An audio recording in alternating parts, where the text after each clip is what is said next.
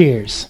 Here's to health, wealth, changes, growth, everything that we're all trying to accomplish this new year, 2025. And consistency.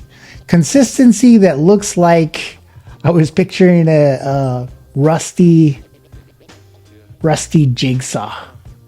Yeah, consistency like that. I haven't been able to stay consistent on exercising, so it's like, but you know, I'm still doing more and working harder than I was last year, even though the year has just started. But this consistency on these videos, I've been able to manage, and I don't know. I think this is going to be like the 12th video, but I'm recording in here, not on my phone, because for one, the storage. For two, I'm setting up. I'm getting ready for the Sunday video, so I'm doing some editing and things like that. And I record the video the day before, so to me it's Wednesday, but it's going to be up on Thursday because I like to put it into YouTube 24 hours so that it works out all its kinks with the sound and all that sort of stuff.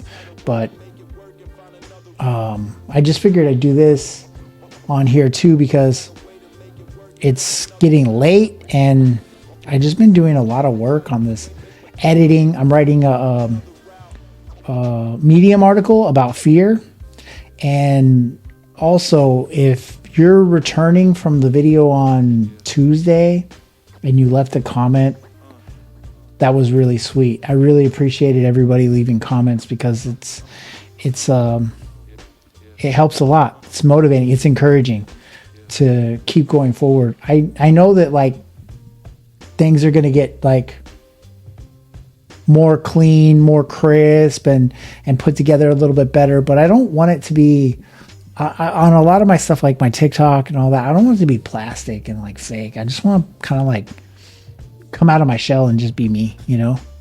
But I also want to be able to offer advice for anybody out there that could use it, and I also could use some advice maybe sometimes too, because I don't know what I'm doing. I'm just out here doing my thing, I guess, you know. So I decided that the video on Sunday, because of the comments that I got earlier, was going to be about sleep. Because there's this great book called Why We Sleep by Dr. Matthew Walker. Dr. Matthew Walker. He basically his whole life is studying sleep and came up with some really, really good science that backs up how important sleep is and how it can fix all these things.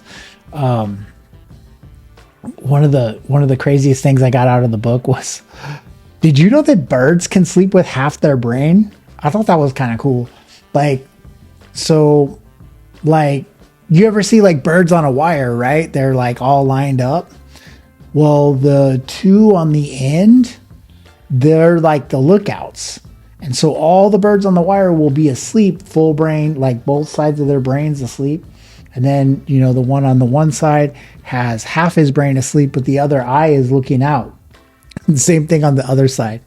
So crazy. And it goes into like how animals can micro sleep and things like that. It's really interesting. But the half of your brain sleeping. Imagine if we could do that. Like we just knock out on one side for a little bit and then be like, oh, refreshed, we're good. Man, how much work could we get done? I wouldn't want that. I enjoy sleep. I really do. And what I like about the book is that it reminds you to prioritize your sleep. And I brought that up in the video of how I never recognize how important it is to actually sleep. And it's pretty cool. Lots of perks with that. And what else is going on right now? Besides that, putting together this video, the article that I'm writing on Medium is about fear. And a really, really good book about fear is The 50th Law. It was done by Robert Greene, the guy who wrote 48 Laws of Power. He linked up with 50 Cent, which is like pretty dope that like they got together and they wrote a book. And 50 Cent attributes to all, most of his success is the fact that he's fearless, and we all know how fearless 50 Cent can be. But yeah, that one's pretty cool, because one of the things when I stopped drinking alcohol, one of the things that I recognized was that the alcohol was like a blanket over my head, like a kid hiding from monsters. It was my veil that kept me from reality. And I didn't realize how much I was actually afraid of reality until I got sober and I actually had to face reality. Man, I was a bitch doing that every day. Like, you get off work, right? You get off work and you're used to like, cracking open some beers and, like maybe, talking crap about your day or whatever. And then you're happy, you feel good, you're relaxed, and then you wake up the next day feeling like crap. Throwing another day of work. And you don't even realize that you're doing it. And then when you get out, you stop drinking, you get off work, and you're like, now what do I do? Okay, what happened today? Ugh. Okay, I'm going to deal with that. And facing that kind of stuff and like sitting with it and just confronting it to yourself is pretty difficult in the beginning, but you get used to it.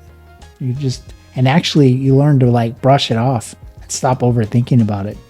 Because I remember when I drank, that was probably one of the biggest anxieties that I ever had was I used to pace and smoke a lot of cigarettes.